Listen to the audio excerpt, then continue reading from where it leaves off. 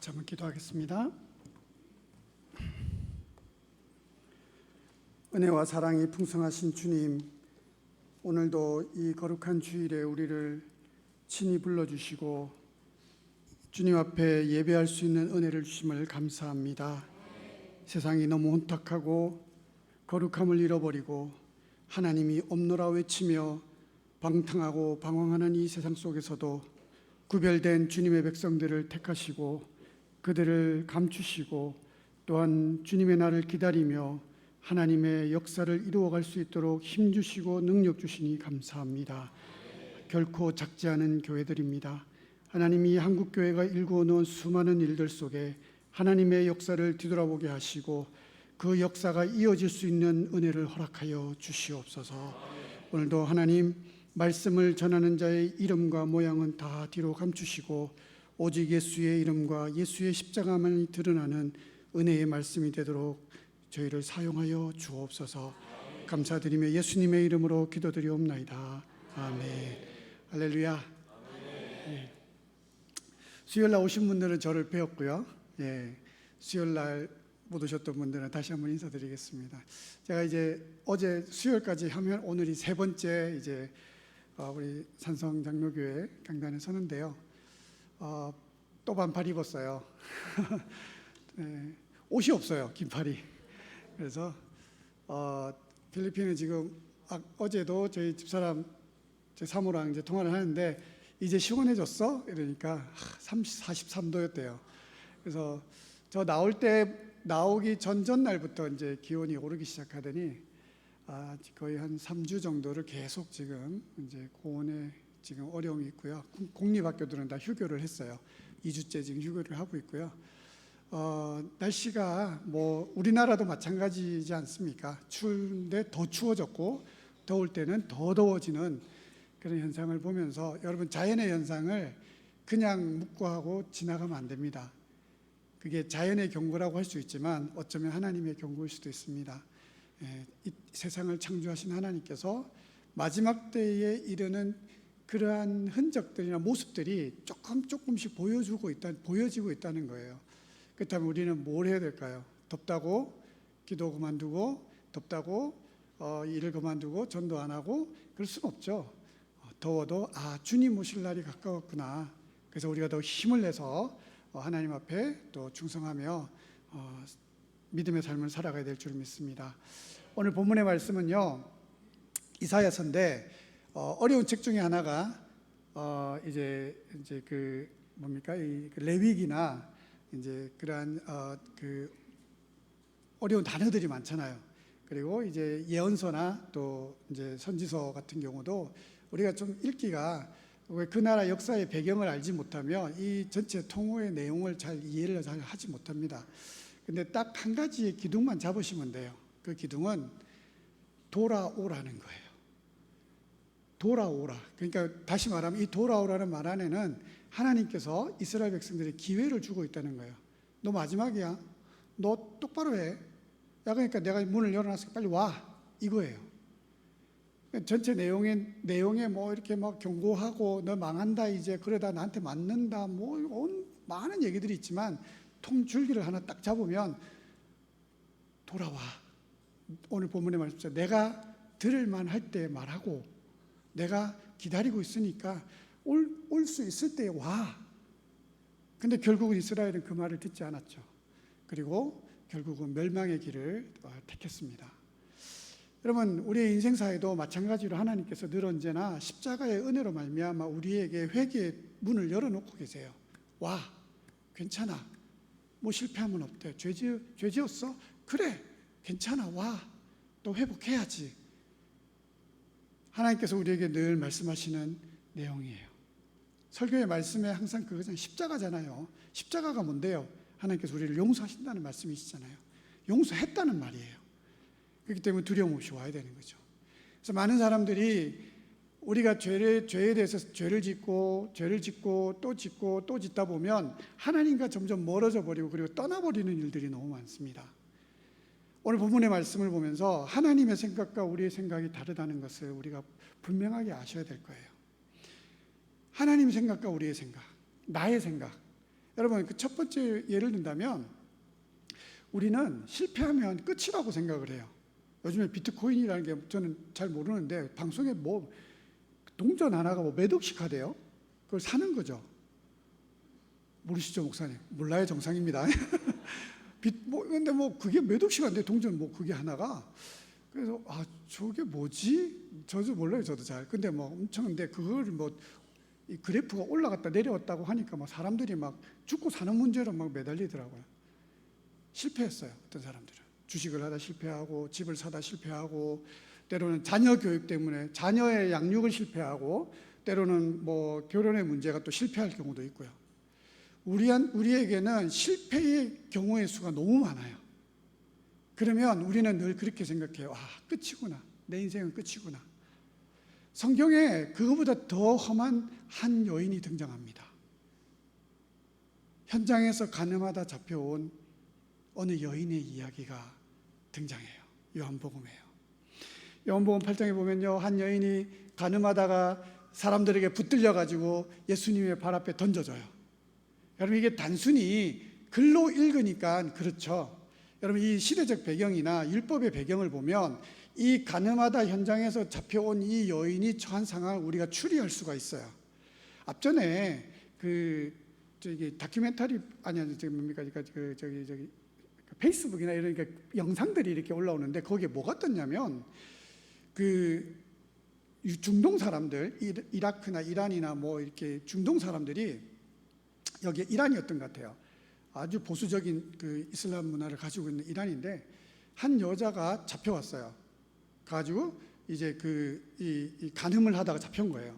근데 이 중동 사람들이 코란의 법을 따르는데 코란의 반은 성경의 율법을 따라요. 왜냐하면 그 모세의 하나님이 자기 하나님이랑 똑같이 섬기기 때문에 그 율법의 내용이 코란에 그대로 있어요. 거기에 현장에서 간음하다 잡혀온 여자는 돌로 쳐 죽여라. 이거는 율법에 명시된 거거든요. 근데 지금도 중동 사람은 똑같이 그렇게 행하고 있어요. 아시잖아요. 눈에는 눈, 이에는 이. 그냥 상하게 하면 눈을 빼버리고요. 아주 험한 사람들이에요. 근데 그 현장에서 간음한 한 여인이 모든 무리들이 던져졌는데 진짜 돌을 들고 막 집어 던져요. 그 여자가 죽을 때까지 던지는 장면이 이렇게 모자이크 처리돼서 나오는데, 그 여인을 보면서 제가 오늘 이 본문에 요한복음에 있는 이 여인의 모습이 상상이 되는 거예요. 조금 더 깊이 묵상을 해봤어요. 이 여인이 현장에서 음란한 짓을 하다가 잡혔어요. 근데 사람들이 기다려보세요. 나 옷 좀 갈아입고 화장도 좀 하고 예수님한테 간다고요? 헌금도 좀 준비해서 나가야 될 것 같아요. 좀 기다리세요. 문 밖에서 기다리세요. 여러분, 그렇게 얌전하게 끌려왔을 것 같아요? 아니에요. 제가 영상에 봤던 그 여인은 온몸이 피투성이 돼서 끌려왔어요. 오는 길에 이 여인도 뺨을 맞았을 것이고요, 머리가 짙게 꼈을 것이고요, 그 가늠한 남자가 누군지 모르겠지만 그 가정에 있는 누군가가 와서 발로 찼을 것이고, 끌려오는 내내 얼마나 많은 그 욕보임을 당하고 얼마나 많은 폭행을 당하고 돌을 들고는 있었지만 던진 사람도 있었을 거라는 거예요. 여러분, 그 요한복음에 그 여인이 나오는 영화의 한 장면을 보니까 옷을 갖춰 입고 다 떨어지고 막 얼굴 이렇게 해서 이렇게 누워 있는데, 저는 그렇지 않다고 봐요. 현장에서 급하게 잡혀온 이 여인은 희로라기 하나 걸치지 않은 채 여자로서의 인생은 이제 끝이라고 생각할 만큼 비참한 모습으로 예수님 앞에 던져졌던 거예요.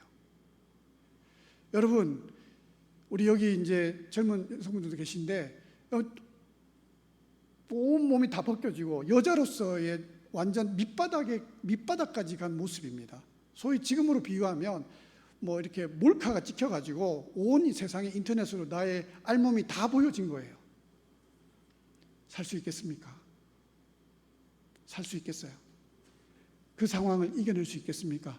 저는 차라리 이 여인이었다면 하나님한테 그 사람들한테 그냥 죽여달라고 얘기해야 되는 상황일 것 같아요.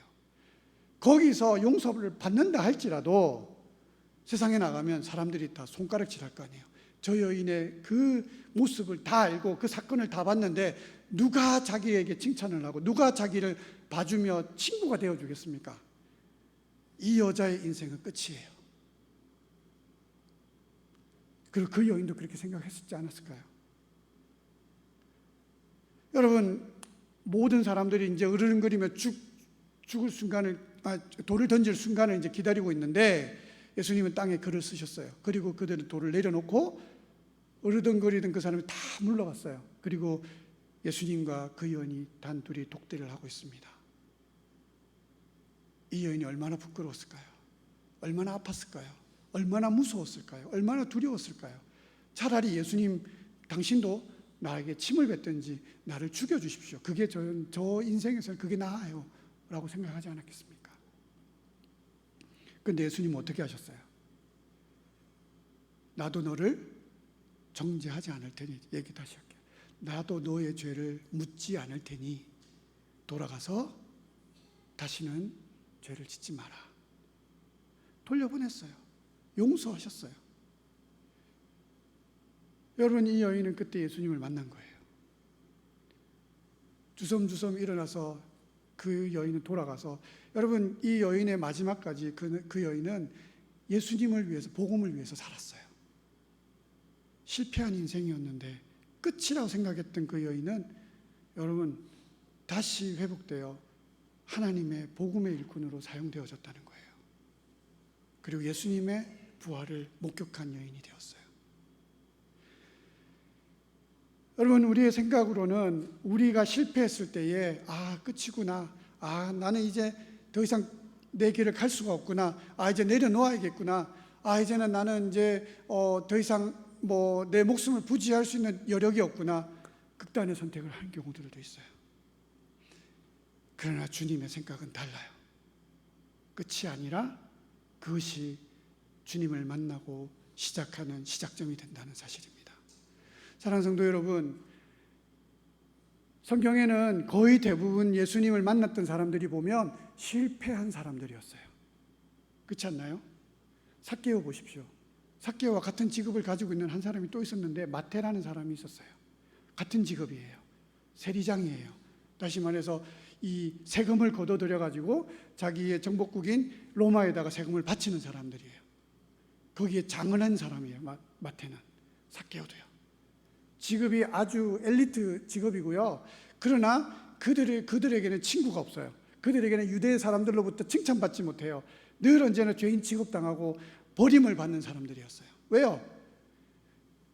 피 같은 그 돈들을 자기 끌것 모아다가 자기에게 착복하고 나머지는 정부에다 바치고, 이 얼마나 나쁜 짓을 하는 사람이에요. 부자예요. 돈 많아요. 삭개오 같은 경우 보면요, 재산의 반을 떼서 다시 돌려주겠다고 그러는데 얼마나 많이 착복했으면 그랬겠어요. 돈이 많은 부정부패한 사람이에요. 권력도 있는 사람이에요. 그런데 그 사람들의 생각은, 우리는 저기 계신 저 예수님을 만날 수 없을까요? 왜? 죄인들이니까. 유대인들로부터 버림받았고 성정과 거룩함으로부터 멀어져 있는 사람들이니까 우리는 그냥 이렇게 살다 가는 거야 라고 생각했을 거예요. 삭개오가 예수님을 만나러 간 게 아니라 삭개오는 예수님을 구경하러 갔어요. 키가 작으니까 뽕나무에 올라가가지고 쳐다보다가 예수님과 눈이 마주친 거예요. 삭개오야, 내가 오늘 니네 집 가서 유해야겠다. 내가 오늘 니네 집 가서 하룻밤 자야겠다. 먹을 것도 좀 준비해주고, 야, 내 잠자리 좀 봐줘, 이 얘기예요. 마태는 예수님을 찾아오지도 않았는데 어느 날 마태의 집을 찾아갔어요. 술 먹고 흥청청망청 놀고 있는 그 마태를 찾아와서 그들과 함께 음식을 먹으면서 그 집에서 1박을 유하셨어요. 많은 사람들이 생각했어요. 많은 사람들이 수근거렸어요. 야, 어떻게 죄인의 집에 거룩하다는 예수가, 하나님의 아들이라는 예수가 들어갈 수가 있어? 어떻게 저럴 수 있어? 어떻게 마태를 저렇게 가가지고 같이 음식을 먹을 수가 있어? 어떻게 삭개오 집에 가가지고 그런 일, 저렇게 기도를 해줄 수가 있어? 어떻게 신방을 해줄 수가 있어? 라고 많은 사람들이 수근거렸는데, 예수님은 달랐어요. 돈은 많지만 실패한 인생 가운데 찾아가셔가지고 그들을 위로하셨고, 오늘 이 집에, 삭개오 이 집에 구원이 임했다라고 선포하셨어요. 와우, 놀라운 일이에요. 삭개오가요, 그때서야 자기를 깨닫고, 자기가 착복한 게 있으면 반을 떼어서 주고 가난한 자들을 위해서 자기 재산을 다 내놓겠습니다. 거짓말이 아니었어요. 우리의 생각은 언제나 이렇게 자기중심적이지만 예수님의 생각은 항상 그 영혼을 향해서 있었다는 사실이에요. 여러분, 저는 선교사로 나가가지고 이제 9년, 만 9년, 이제 10년 차를 달려가고 있어요. 1, 2년 차 때는 잘 몰랐어요. 그냥 하면 되는 줄 알았어요. 열심히 가면 되는 줄 알았어요. 여러분, 근데 저도 실패 엄청 했어요. 제가 정말 부끄럽지만 여러분들한테 말할 수 없을 만큼 부끄러운 일들이 많아요. 헌금을 해주시잖아요. 그 피 같은 돈, 제가 한국에서 부교육자로 20년 가까이 부교육자를 하다 가니까 여러분, 이 헌금이 어떻게 생기는 줄 알잖아요. 여기 계신 분들 오늘도 헌금하실 거 아니에요. 그래서 우리 산상 장로교회도 저에게 헌금을 보내주세요. 근데 그 헌금을 쓸 때 얼마나 잘 써야 돼요. 근데 어떤 분은 폐지를 주어서, 어떤 분은 진짜 막 그 노동의 현장에서 땀을 흘려가면서 추울 때는 추위를 이겨가며 더울 때는 더위를 이겨가며 한 푼 두 푼 모아서 하나님 앞에 헌금한 이 헌금이 선교 헌금으로 나에게 왔는데, 여러분, 제가 멍청한 짓 하다가 그런 실패를 많이 봤어요. 처음에는요, 교회를 자립시켜야 돼, 그러려면 뭐 사업을 해야 돼, 이러다가요 제가 그래가지고 머리 생각이 엄청 많았어요. 그래가지고 그 푸드카를 만들었어요. 그 옛날에 우리나라 호떡 있잖아요. 저희 어머니가 맨날 저한테 말 안 들으면 그런 말 하잖아요. 너 부산에 가면 구포다리 있거든요. 구포다리 밑에 호떡 장사하는 아줌마한테서 너 주워왔다, 맨날 이 소리 하셨거든요. 맨날 말 안 들으면 그랬어요. 그런데 갑자기 그 호떡이 생각이 나는 거예요. 호떡 장사를 해봐야겠다 막 생각을 해. 그래서 거기서 나오는 수입으로 교회에다가 교회 이제 일들을 해야지 생각을 하고 푸드카를 만들어 가지고요, 호떡 만들려고 재료도 준비해보고 오뎅도 한번 해보려고 준비하고 했는데 한 달 만에 실패했어요. 나 웃으면 안 되는데, 되게 슬퍼해야 되는데 죄송한 마음이에요. 실패했어요. 지나가다 보니까 현지 사람들이 밀크티라는 게 있어요. 이게 우유에 홍차도 넣고 커피도 넣고 해서 만드는 게 있거든. 필리핀에는 엄청 좋아요. 싸요. 1,000원이면 한 잔 살 수 있어요. 그걸 해봐야겠다. 가게를 조그맣게 열어가지고요, 그걸 했어요. 3개월 만에 망했어요. 할렐루야. 아멘 하시면 안 돼요. 실패했어요. 이야, 저런 일들. 제가 1, 2년 차 때 지금 돌아보면 제가 왜 그랬을까? 너무너무 후회되는 일인데 그래도 지금에 와서는 너무 감사한 일이에요. 이리 때리시고 저리 때리시고 때로는 달래시고 그러면서 지금껏 이렇게 인도해 주셨잖아요. 실패하더라고요. 지금 돌아와서 이 말씀을 묵상하면서 생각해 보니까 내 생각이었구나. 내가 돈 벌어서 내가 교회를 먹여 살려야지, 내가 돈 벌어서 내가 교회를 자립시켜야지. 여러분, 교회를 자립시키는 일은, 교회를 먹이는 일은 우리가 하는 게 아니에요. 내가 하는 게 아니더라고요. 누가 하신다고요? 성령 하나님이 하시는 거예요. 성령님이 만지시고요, 성령님이 이루시고요, 성령님이 세우시는 거예요. 어디 감히 돈 한 푼 없는 선교사 주제에, 그것도 귀하게 헌금해 준 돈으로 지가 교회를 어떻게 한다고 저거 교만하네, 저거 교만하네. 지금 생각하면 하나님이 얼마나 혀를 차며 저를 보셨겠어요. 죄송합니다. 제가 실패해서 선교 헌금을 엉뚱한 데 좀 썼습니다. 사과드려요. 죄송합니다. 그런데 저도 실패하고 끝이라 해서 그만두려고 그랬어요. 이제 사업은 사업을 하는 사람들이 해야 돼. 나는 아닌가 봐. 어느 순간 다 놓게 되더라고요. 다 놓게 됐는데 지금은요, 지금은 제가 하는 게 아니라 하나님께서 저를 통해서 사업을 이루시더라고요. 저 지금 돌아보면서 너무 깜짝 놀라요. 우리 목사님은 아세요. 제가 커피를 좋아하지 않습니다. 그래서 커피를 이렇게 이제 팬데믹 때 누가 커피숍 가서 이렇게 커피 마시면서 맛보는 건 좋아하는데 이 커피를 내가 만드는 줄을 몰라요. 할 줄을 몰라요. 근데 팬데믹 때 어떤 권사님이, 커피 하시는 권사님이 집에서 볶아서 그러니까 가내공업으로 이렇게 파시는 분이 계셨는데 나갔다가 팬데믹이 돼서 못 들어오신 거예요. 그 집을 좀 정리를 해달라고 부탁이 와서 그 집을 갔는데 그냥 이 집에 살자 이래가지고 저희가 그 집으로 이사를 왔어요. 왔는데 그 권사님이 하시는 말씀이, 목사님 그 커피 남은 거 한 되게 많이 남았어요 하고, 기구들하고 도구들 비싸거든요. 다 그냥 목사님 성교한테 쓰시라 그러는 거예요. 그래요? 팬데믹 때 저희는 밖을 못 나갔어요. 밖을 아예 못 나가고, 뭐 인도 같은 데 나가면 몽둥이를 막 팼거든요. 두들겨 패더라고요. 근데 저희는 그 정도는 아니지만 어쨌든 나갈 수가 없었어요. 뭐 합니까? 심심한데 성경 읽다가 잠 오고 하면, 아휴 성경도 이제 좀 그만이고 뭐 할 거 없나. 우리 애들하고 맨날 앉아 둘이 야구하고 뭐 애들 싸우고, 그러다가 커피를 돌려봤어요. 그렇게 했던 커피가요, 지금은 그 판매만 한 달에 한 300만 원, 순이익이 한 100만 원 정도 남아요. 그 보는데 팬데믹 때 한국 분들이 이제 식료품 가게를 잘 못 가잖아요. 근데 배달은 할 수가 있었어요. 그래서 저희 교인 중에 한 분이 쌀 가게를 하는데 너무 힘들어 하시는 거예요. 그래서 그 힘든 거를 보면서, 그래?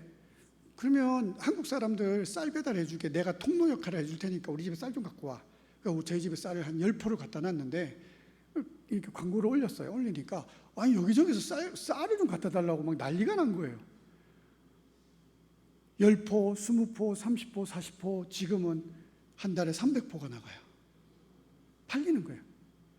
그래서 올해 딱 들어오면서 2년을 딱 하고 난 다음에 수입이 생기니까 하나님께 약속했던 게 있었거든요. 하나님, 저 사업을 만약에 이런 일들을 하게 되면 제게 아니니까 다 하나님 드리겠습니다.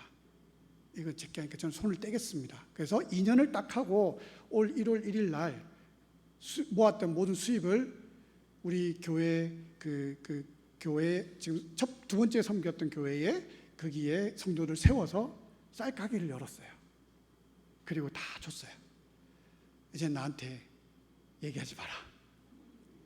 그리고 거기서 나오는 수입, 커피에서 나오는 수입을 모아서 3개월에 한 번씩 제가 4개 교회를 섬겨요. 그래서 3개 교회 목회자들과 그리고 이 장사하시는 분과 저와 5명이서 이 헌금을 어디에 쓸 건지를 3개월에 한 번씩 의논하기로 했어요. 그리고 필요한 교회에, 우리하고 연결되어 있지 않지만 필요한 교회에 쓰고, 장학금이 필요한 아이들 장학금 보내고, 이게 내 것이 아니라 하나님의 것이니까 우리가 순이익을 가지고 그렇게 이 일들을 해보자 그랬는데, 막 처음에 한 200포 나가다가 지금 오픈한 지 한 3개월 정도 됐거든요. 지금 100포가 더 늘었어요. 300포가 나가요. 제 욕심으로 교회를 세우려고 덤볐다가 정말 피 같은 그 헌금들을 날렸는데, 하나님께서 그걸로 다지시고 난 다음에는 지금은 그 일을 통해서 오히려 하나님의 일을 하고 계신 것을 보게 되더라는 겁니다. 저는 지금도 자신 없어요. 근데 하나님은 그렇게 일을 해 나가시더라고요. 우리 생각과 하나님의 생각이 다른데, 우리가 실수하기 쉬운 또 한 가지의 생각은, 내 생각과 행동은 하나님의 뜻일 거야라고 확정하는 거예요. 사울이 블레셋과의 전쟁이 시작됐습니다. 블레셋과의 전쟁을 하는데, 여러분 이스라엘 초기에는 전쟁을 나갈 때 항상 하나님 앞에 예배를 드리고 그러고 하는데 허락을 받고 나가야 돼요. 이 제사를 드려야 되는데 사무엘이 와가지고 예배를 드려줘야 되는데, 사무엘이 일주일이 지나고 2주가 지났는데도 오지를 않는 거예요. 빨리 지금 전쟁에 나가야 되는데, 저기 막 지금 블레셋은 저까지 왔는데 이제 막 예루살렘을 침범하려고 하는데 왜 안 오냐 하다 기다리다가 결국 사울이 불을 붙였어요. 예배를 드렸어요. 뒤늦게 사무엘이 왔을 때에 여러분, 사울을 이렇게 화를 내며 뭐라 하죠? 왜 당신이 하지 말아야 될 일들을 했느냐? 사울의 생각은 그랬어요. 전쟁 나가야 되잖아요. 하나님 허락 받아야 되잖아요. 누구든 간에 그냥 불 붙이고 예배를 드리면 되잖아요. 그래서 한 거예요. 본인의 생각은 그럴 거라고 생각했지만 사울은 하나님의 말씀을 전합니다. 이 일들로 인하여 하나님이 당신을 버리셨습니다. 우리가 하기 쉬운 실수들이 여기 있어요. 하나님이 결정하실 때까지 좀 기다려야 될 시간이 필요한데, 우리는 급해서 언제나 먼저 실행하고 난 다음에 하나님 왜 당신이 하라고 해서 했는데 왜 실패했습니까? 왜 지금 내가 이렇게 엉망진창이 됐습니까? 라고 하지만 그때는 늘 언제나 주님이 그런 말씀을 하실 거예요. 내가 언제 너한테 허락했어? 어느 한 자매가 전화가 왔어요. 청년인데, 목사님, 제가 이제 학교를 졸업하고 이제 단기 선교를 한 헌신을 하고 싶어서 기도하던 중에 이제 막 어디를 가야 될지 모르겠다는 거예요. 그래가지고 막 기도를 했는데 결정이 안 됐대요. 결정이 안 돼서 있는데 한 선배가 와가지고, 야, 성경에 좋은 방법 있잖아. 뭐예요? 그랬더니 제비뽑기를 해봐. 오케이, 좋은 생각이에요. 이래 성경에 있으니까 해보겠다 그래가지고 요만한 이게 뭐 주머니에다가 막 나라를 집어넣었어요. 막 집어넣었는데 그러한 다음에 뽑은 거예요. 뽑았는데 탁 열으니까 뭐가 나왔을게요? 중국이 나왔어요. 근데 이 자매가 처음에 마음에 확 와닿았던 나라가 어디냐면 인도네시아였어요. 인도네시아가 가야 되니 그걸 기도하고 있었는데, 근데 마음의 한켠에 이제 확신이 안 드는 거예요. 그러니까 기도를 계속 했는데, 근데 중국은 처음에 중국을 가고 싶은 마음이 있었는데 가만히 생각을 해보니까 너무 넓고 중국 너무 좀 그렇고 막 자기 마음에 안 들더래요. 그래서 그걸 빼놨대요, 중국을. 그래서 인도네시아를 놓고 기도를 하고 있었는데 결정이 안 된 거예요. 자기가 제비뽑기를 했는데 어디가 나왔다고요? 중국이 나온 거예요. 근데 마음이 불편한 거야. 너무 불편한 거야. 왜? 자기는 가기 싫다고 빼놓은 데인데 거기를 가라고 지금 그게 나왔으니까 저한테 지금 전화가 와서 물어보는 거예요. 목사님, 너무 힘들어요. 저는 인도네시아 쪽인데 왜 중국이 나왔는지 모르겠는데 너무 힘들어요. 이거 어떻게 해야 돼요? 그래서 제가 뭐라 할게요? 중국 가라 했을까요? 아니면 인도네시아 가라 했을까요? 아니에요. 얘야, 너 왜 하나님을 점쟁이로 만들고 있니? 라고 했어요.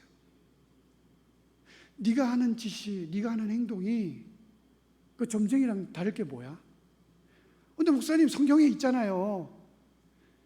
성경에 있는 만큼 너희들이 너가 사도들처럼 말씀에 전무하고 기도에 전무하며 그렇게 살고 있니? 누군가에게 이 일들을 위해서 기도해 달라고 부탁하고 난 다음에 했니? 나는 아니라고 봐. 그거는 단순히 점을 보는 거야. 그럼 어떻게 해야 돼요? 한 가지야. 하나님이 말씀의 기준으로, 하나님이 말씀하실 때까지, 하나님의 말씀에 확신이 있을 때까지 움직이지 마. 하나님의 말씀과 말씀에 확신이 없으면 선교 가지 마. 그건 너의 욕심이야. 그럼 지금부터 어떻게 해요? 말씀을 묵상해. 매일 아침 말씀 묵상하고 결정하기까지 말씀을 묵상하며 그 말씀 속에 하나님이 너에게 무슨 말씀을 하고 있는지를 깊이 묵상하고 결정하고 난 다음에 움직였으면 좋겠다. 이번에 와서 만났는데 결정을 했더라고요. 목사님, 저 중국 가기로 했어요. 중국 가기로 했어요. 그 자매 수원에 있는 자매예요. 청년인데 수원 청년들이 다 그렇더라고요. 근데 한켠엔 감사했어요. 아직 그렇게 고민하는 청년들이 이 땅에 있구나. 그것도 생각하는 청년들이 얼마나 많은데요. 얼마나 감사해요. 그래서 내가 손을 꼭 붙들고, 그래, 잘 결정했어.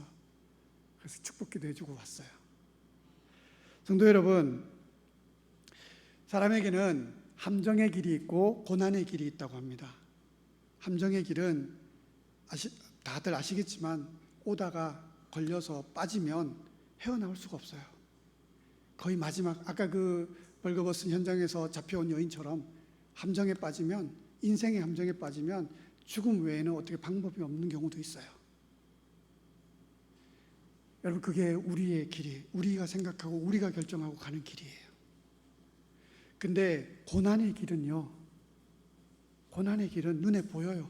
야, 저 길로 가면, 우리 어르신들, 우리 어머니도 맨날 그래요. 만다고 그렇게 험한 길을 가려 그러노? 왜냐하면 살아온 세월이 있기 때문에 다 보이시잖아요. 젊은 자녀들 보면 아이고 저거 저렇게 살다가 좀 큰일 나는데 다 보이시잖아요. 고난의 길은 선배들만 봐도 다 보여요. 그래서 가기 싫어요. 되게 좁고 힘들고 십자가를 짊어지고 가기에는 너무 내가 연약하기 때문에 가기 싫단 말이에요. 그런데 고난의 길에는 죽음이 없어요. 주님과 함께 가는 고난의 길에는 오히려 더 단단해지고 오히려 더 희망이 있고 오히려 더 다음을 생각할 수 있는 기대와 희망과 소망이 있더라는 사실이에요. 갈 수 있어요. 통과하면 되죠. 그냥 뚫고 갈 수 있는 길이 있더라고요. 주님과 함께라면. 그래서 우리는 이렇게 기도해야 돼요. 하나님, 이 함정에서 나를 구원해 주십시오가 아니고, 하나님, 이 고난의 길을 회피하고 돌아가는 게 아니라 그냥 직진으로 해서 뚫고 지나갈 수 있는 그런 힘을 내게, 그런 성령을 내게 능력을 부어 주시옵소서.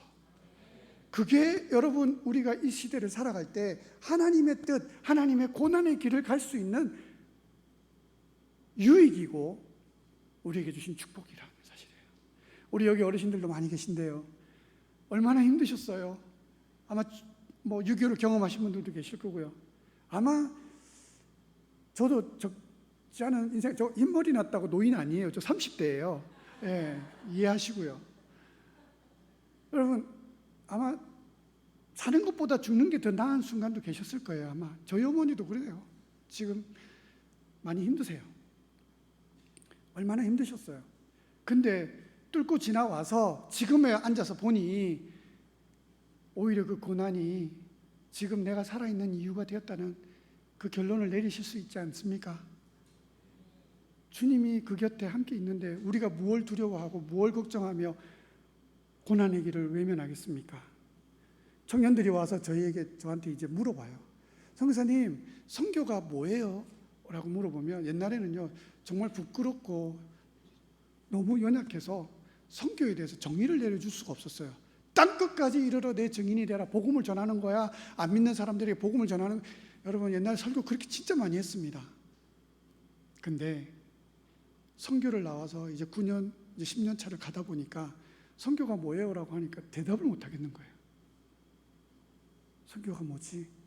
아직도 다 경험하지 못했고 아직도 다 겪어보지 못한 이 선교의 사역의 필드가 아이들한테 정의를 내릴 수가 없더라고요. 그런데 이제야 조금 희미하게 보이는 한 가지 명제를 얘기할 수가 있어요. 선교는 거기로 가면 당신 죽어요, 당신 죽습니다, 그거를 알면서도 그 길을 주님과 함께 가는 거예요. 그게 선교더라고요. 누가 그러셨을까요? 예수님이 그러셨잖아요. 많은 제자들이 말렸어요. 예수님 그렇게 하지 마십시오. 베드로가 손을 붙들고 예수님 그렇게 하지 말라고. 제자들이 다 붙들고 울며 불며 가지 말라고. 심지어는 본인도, 예수님 자신도 눈물이 핏방울이 될 만큼 고통의 기도를 하시면서 피할 수만 있으면 좀 피하게 해주십시오라고 겟세마네에서 그렇게 기도하셨잖아요. 알았어요. 올라가면 얼마나 비참하게 죽을지를 알면서도 주님은 그 길을 가셨어요. 바울이 그랬어요. 안디옥 장로들이 와가지고 눈물을 팍팍 쏟으면서, 바울 선생님 제발 가지 마십시오. 당신이 거기 가면 죽습니다. 많은 예언하는 사람들도 바울 당신 예루살렘 올라가면 죽어.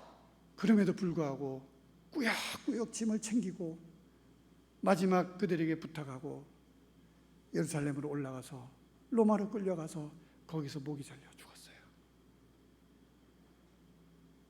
여러분, 우리는 어떻습니까?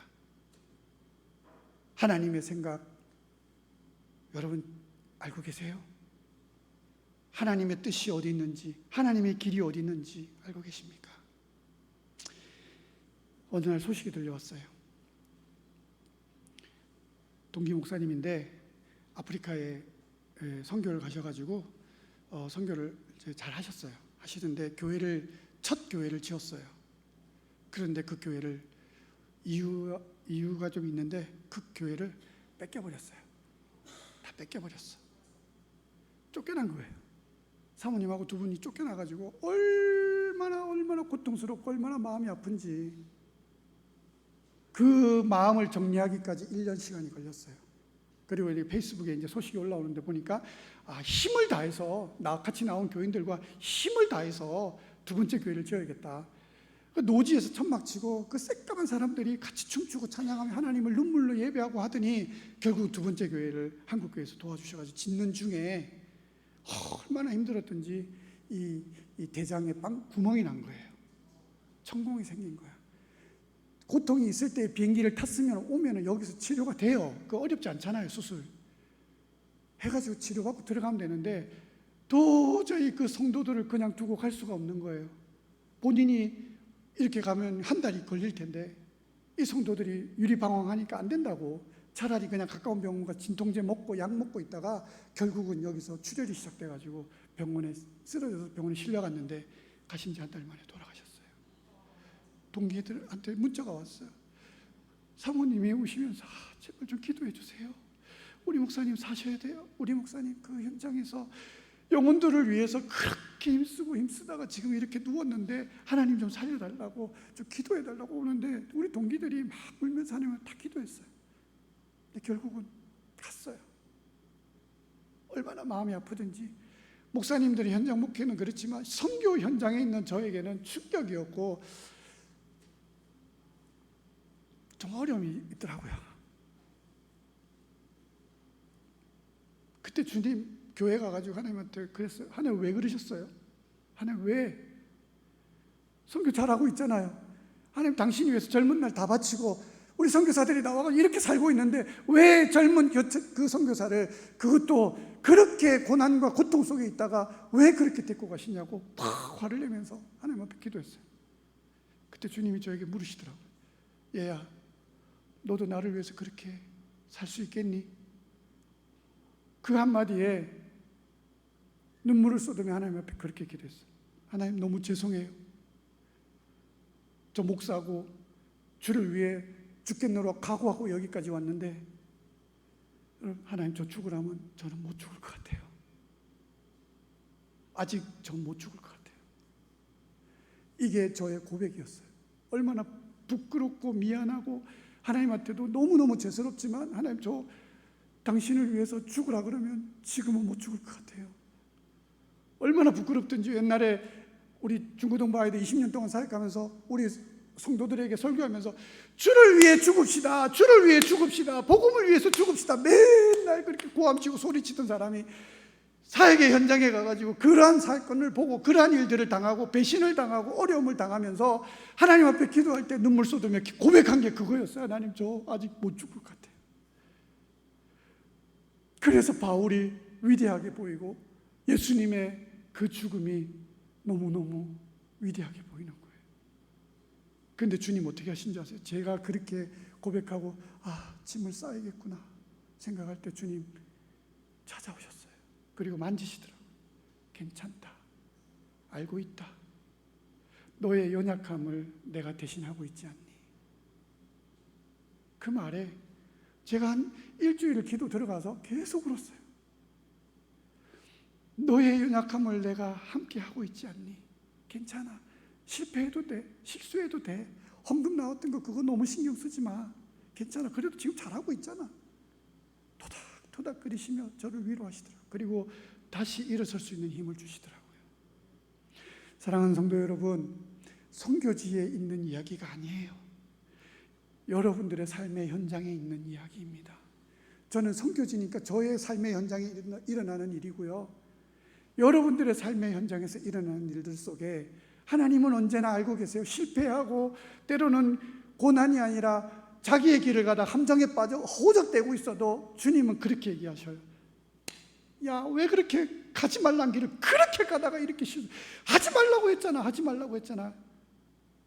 뭐라 하시지만 그래도요 제 손을 잡고 땡기시고 괜찮다, 괜찮다. 옛날에 제가 김해라는 곳에 장류라는 데 살았는데 고속도로가 생겼어요. 그 부마 고속도로가 생긴 저희 마을 위에 생기는데 거기에 이렇게 뭡니까, 이렇게 아스팔트를 까면 이렇게 쫀득쫀득한 게 생기잖아요. 그거를 이렇게 좀 굳으면 이렇게 말면 공이 돼요. 막 이렇게 던지고 놀고 하는데 항상 거기서 그걸 못하면 그게 뭡니까, 하여튼 검은색 그게 옷에 묻어요. 그럼 이게 안 떨어져. 결국은 그건 그렇게 해야 되는데 어머니가 새 옷을 사주는데 제가 그걸 묻혀 들어갔는데 노벌대발 하시는 거예요. 야, 이 옷 한 벌이 얼마짜리인 줄 알아? 막 뭐라 하시더니 너무 혼났어요. 그러고 난 다음에 그 다음 날인가 다음 날 그 옷을 봤는데요, 그걸 떼놨더라고요. 신기하대요. 그걸 다시 입었어요. 여러분, 우리는 실수하고 실패하고 때로는 넘어지고 좌절하고 하지만 주님은 다시 세탁을 해서 입히시고, 실패 아니야, 괜찮아, 같이 가자, 언제나 여러분들에게 손을 내밀어 주실 겁니다. 그 주님을 찾으십시오. 제가 우리 노준호 목사님 기도를 하는 기도소리를 듣다가 아까 저기서 눈물이 나더라고요. 저 놀리는 거 아니에요, 목사님. 원래 노 목사님이 저런 분이 아니에요. 양반 목사님이세요. 근데 아까 이 기도를 하는데 기도 안에 그 영성이 담겨 있는 거예요. 주님을 위한 간절함이 있더라고요. 여러분, 이런 목사님들 밑에서는요, 위대하고 거룩한 백성들이 나옵니다. 함께 가십시오. 때로는 교회가 힘들어질 수도 있을 거예요. 세상이 지금 너무 험하니까요.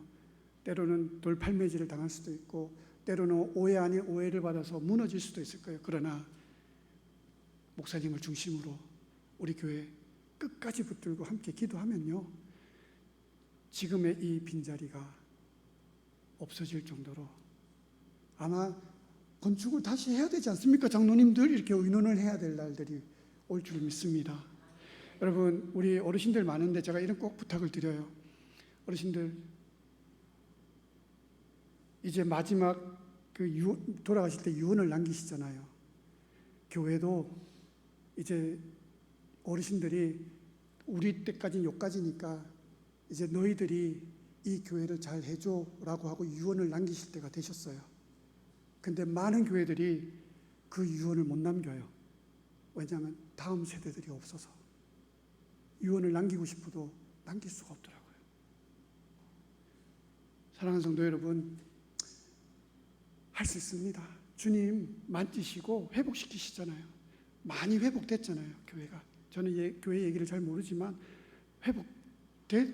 많이 되어 있다고 저는 지금 보여져요.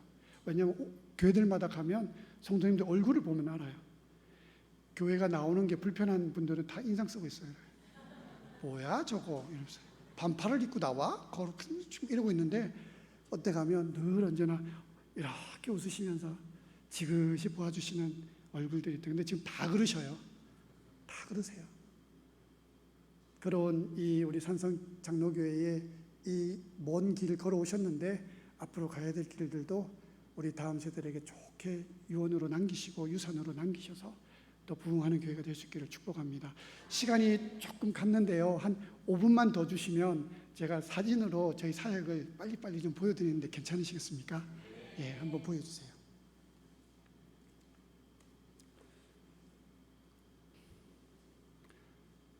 이게 첫 장면인데 처음부터 부탁을 드릴게요. 이거밖에 없나요? 맨 앞에 이게 맨 마지막일 것 같은데. 네 장이에요? 예. 맨 처음으로.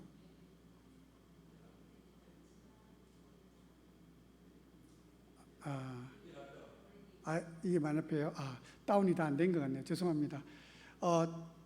저희가 4개 교회를 하고 있습니다. 4개 교회를 하고 있는데 이 3개 교회를 다 자립을 시켰어요.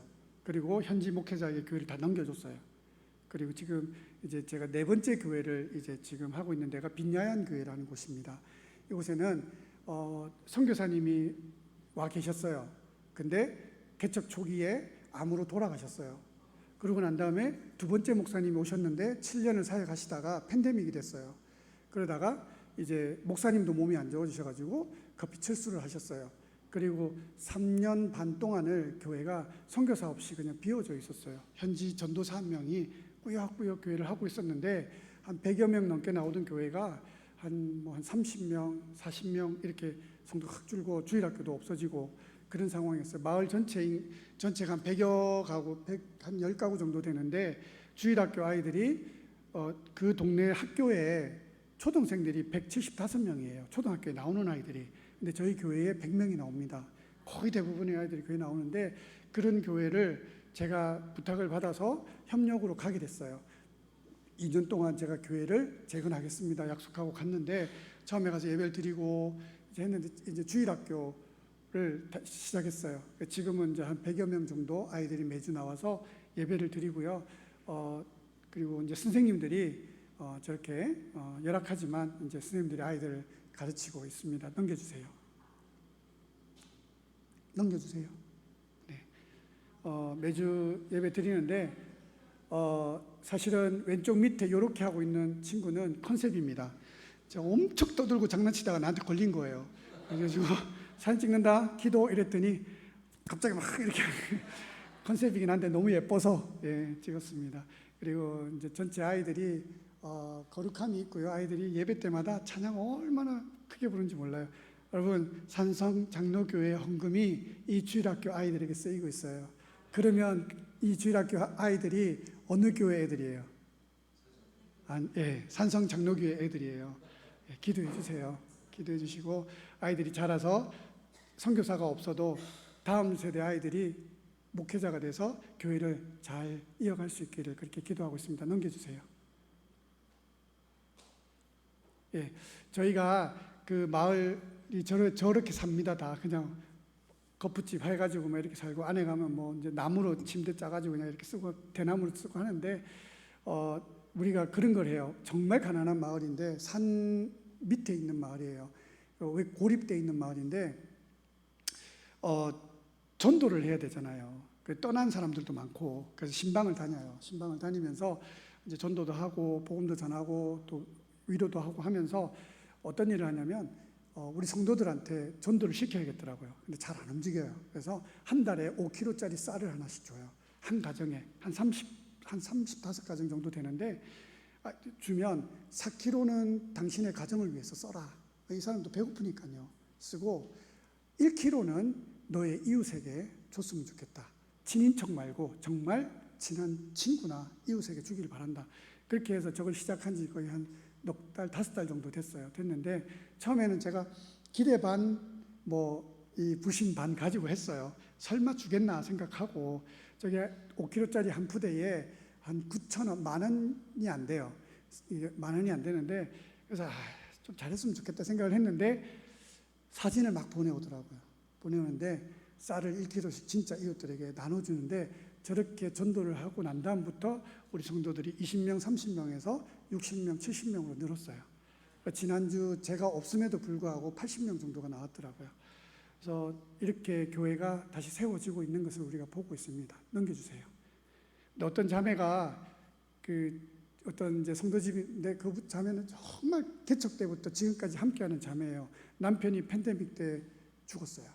돌아가시고 아이가 5명인데 조그마한 애들을 데리고 이게 뭐 씻고 있는 애 있죠. 제가 지금 둘째인데 제가 이제 중학교 1학년인데 그 밑에 동생이 셋이 더 있고 위로 언니가 하나 있어요. 근데 5명을 이 엄마가 맨날 이 들판에 이렇게 나물이나 이런 거 캐가지고 아침마다 내려가서 마을에서 팔아서 하루에 1,000원이나 2,000원 정도 벌고 들어오면 아이들 먹을 걸 사와서 애들 먹여요. 정말 가난한 집이잖아요. 정말 저가 지난달에 알았어요. 지난달에 지금 거의 6개월을 지금 쌀을 줬는데 지난달에 알았어요. 파스토가 저기 모자 쓴 검은색 이렇게 입은 치마 입은 자매가 이제 파스토인데 저한테 그 얘기를 하는 거예요. 마들린이거든요 집이. 마들린 집에는 쌀을 1kg 더 주면 안 돼요 그러더라고요. 왜? 똑같이 나눠야지. 그렇게 할 수 없다고 내가 그러니까 마들린은 5kg를 가져가면 5kg를 다 이웃에게 나눠준대요. 근데 그 말에 충격을 받았어요. 내가 이 사람들을 의심한 거에 대해서 너무 미안하더라고요. 그래서 이 일을 계속 해야겠다 마음 먹고 이제 매달 주는데 그 자매가 참 너무 감사하더라고요. 그 자매를 통해서 전도가 제일 많이 돼요. 또 이유가 있더라고요. 그래서 저렇게 가정들 신방 다니는 저희 신방대원이고요. 신방을 다니고 있습니다. 다음요. 여기 이제 저희가 방과후 교실이라고 아이들 이제 학교를 마치면 33명의 아이들이 4, 5, 6학년 아이들이 이제 와서 영어, 수학, 국어, 그날 따갈로그죠. 그 나라 언어, 그 다음에 토요일 날은 이제 악기를 배워요. 악기를 배워서 지금은 이제 거의 1년이 되니까 초등학생들이 자기들이 밴드를 만들었어요. 그래서 이제 한 달에 한 번씩 자기들이 연주하면서 찬양을 인도해요. 그러니까 한 장만 더는 저기 왼쪽 오른쪽 뒤 위에 의자에 앉아서 뭐 이렇게 하고 있죠. 그게 지금 시험 보는 거예요. 빨간색 옷 입은 두 아이들이 시험 보고 있는데 저희가 1년에 4번의 시험을 보는데 지금 저 시험을 보는 게 장족의 발전이에요. 여러분들은 이제 모르시니까 그런데 제가 왜 저 사진을 찍었냐면 작년에 처음 시작할 때 아이들이 시험을 보는데 7 더하기 3은 뭐예요? 초등생 저기 있는데 뭐예요? 10이잖아요. 어떻게 계산할까요? 머리로 계산하시죠. 하나, 둘, 셋, 넷, 다섯, 여섯, 일곱. 하나, 둘, 셋. 그래가지고 그럼 10개잖아요. 근데 그 답에는 13이라고 적어요. 애들이 몰라요.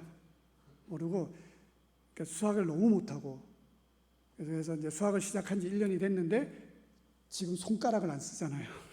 손가락 안 쓰잖아요. 그게 얼마나 큰 건데요. 손가락 안 쓰고 자기들이 머리 보고 이렇게 해요. 갖추고 영어도 꽤 이제 많이 늘고요.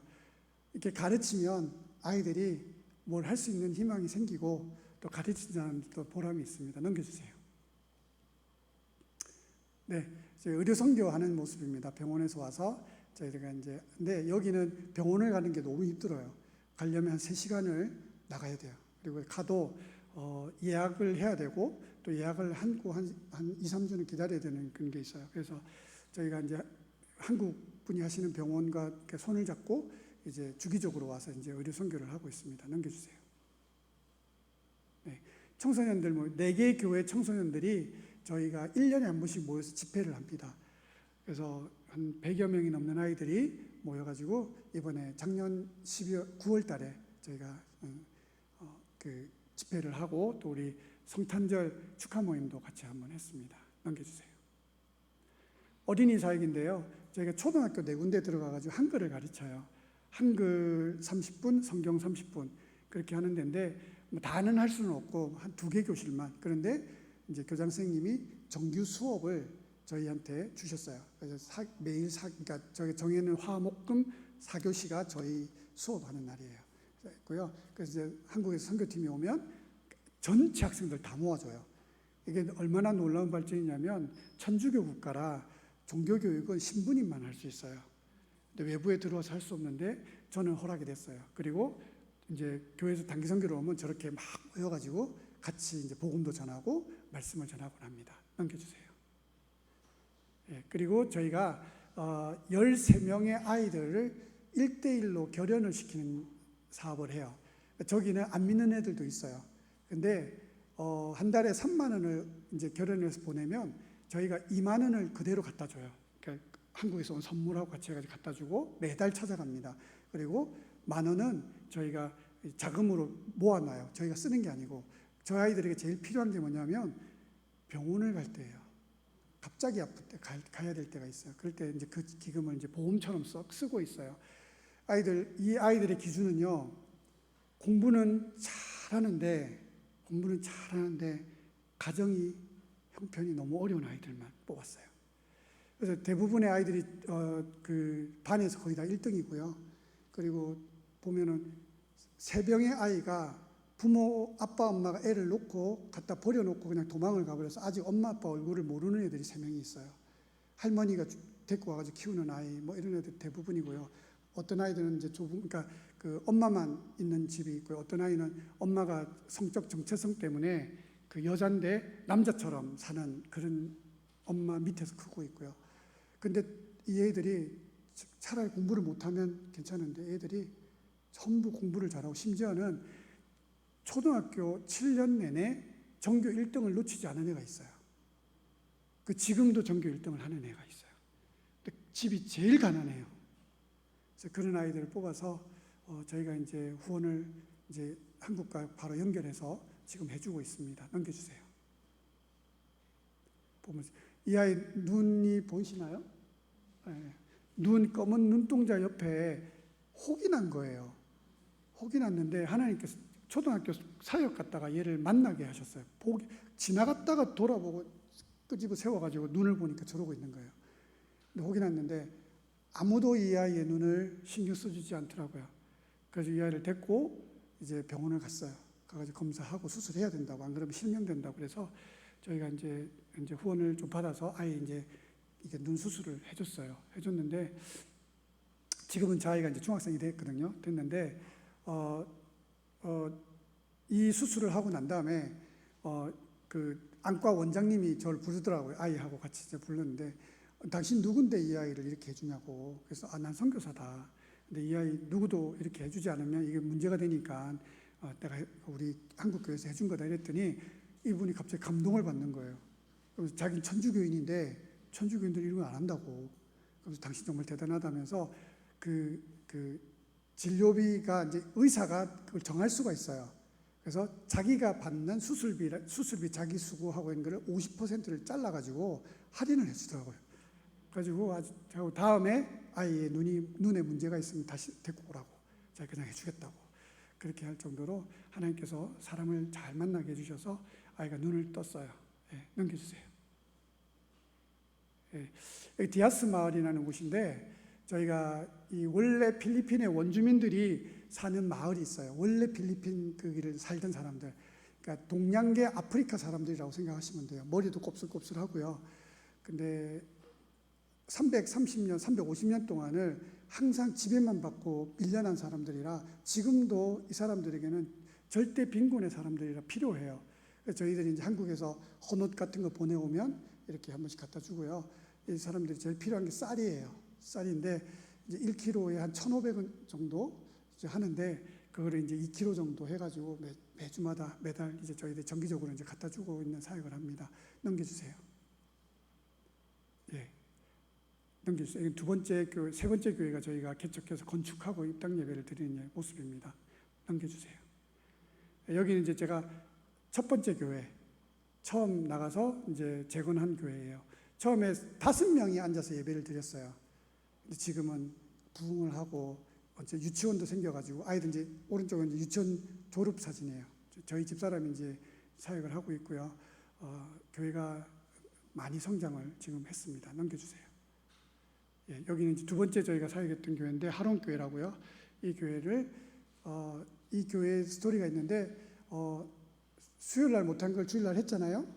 이 교회에 대한 스토리는 2년 뒤에 이어가겠습니다. 이 교회가 아주 기적과 같은 교회라 시간이 없어서 일단 넘어가겠습니다. 넘기십시오.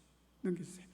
이제 마지막 저희 사역의 목표는 저희 땅을 저렇게 샀어요. 저희가 저기 300평 정도 되는데 저기에 가난한 아이들과 배우지 못한 아이들을 저기다 와서 이제 그 기숙사에서 기숙생활을 하면서 그 기술을 배울 수 있는 학교를 지금 세우려고 준비하고 있습니다. 그리고 여름 겨울에는 한국에 우리 꼬맹이가 여기 3명 보이는데 한국에 개척하는 교회 목사님들이 참 고민이 뭐냐면 선교를 한번 보내주고 싶은데 교회 청년들이 1명, 2명밖에 없는 거예요.